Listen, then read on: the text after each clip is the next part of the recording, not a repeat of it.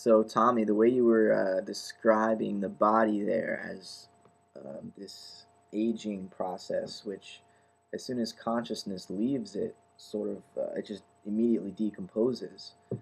And it made me think of about 2 years ago when one of my cats got hit by a car, and I found it laying on the street all bloody, and its head was, bashed in. But 5 minutes earlier I had seen it and it was alive, and now all of a sudden, its membrane gets punctured, and it's thrown out of that conscious state, and all of a sudden the body is lifeless. And because most science is materialistic, they'll say, well, there's no real difference between something which is alive and something which is dead.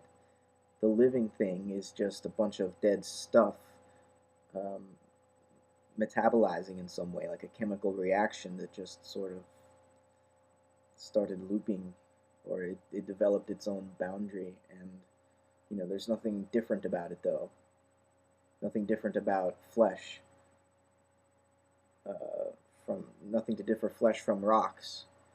And, maybe there's not, but I've been doing all this thinking and philosophical work, I guess you would say, to get rid of duality and say it's all here, and the mind is embodied, and our thought process isn't this disembodied rationality that can look upon existence as if from outside and characterize it with language in some perfect way, such that if you don't use these words to describe the process, then somehow you're false, you're wrong.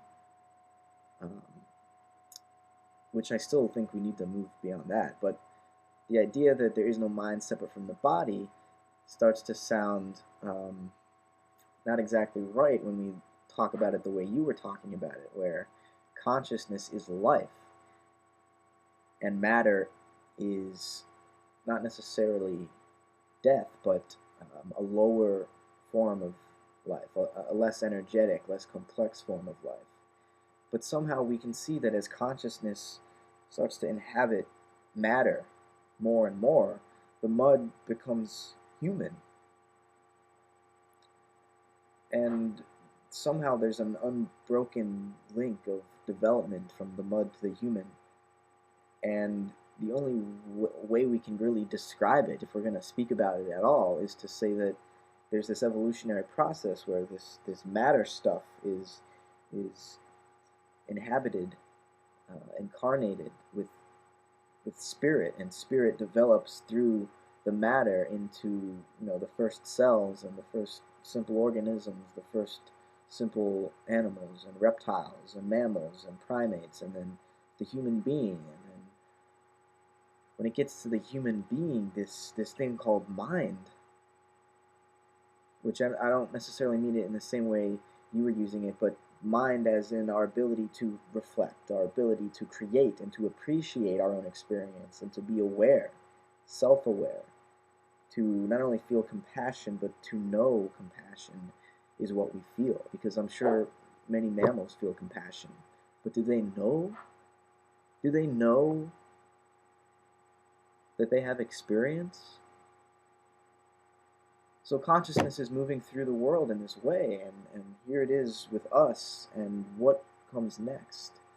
And while we may want to get rid of consciousness, and we to say that everything is just material and just physical, because that allows us to explain everything monologically just by looking at the empirical world. And if you open up my skull and look at my brain, you can map out my neural patterns and figure out what I'm thinking. And yet the thoughts themselves, the animator in the body that somehow disappears when the body dies, we can't explain that. But yet that happens. That's maybe not an event in my life, because when I die, my life is over and there are no more events for me. But it happens. The ego is going to die. The ego was born. So we're this in-between space, the ego is, not supported on either end by anything substantial before death, or before birth, after death. I mean, what can we say about that? And yet we know that it's there. It's the encompassing, as Carl Jaspers said. It's what's beyond the horizon. And some people say, well, yeah, you're looking at the horizon and there's nothing there. It's just the horizon, just an endless nothingness. But you know, yeah, it's a nothingness, but it's a special kind of nothingness. It's like you're looking over the edge of the earth, but you know the earth continues around that horizon. There's something out there. We don't know what it is and we can't say, but it's out there. Or it's in here now. It's consciousness. And it's evolving. It's becoming more aware of itself.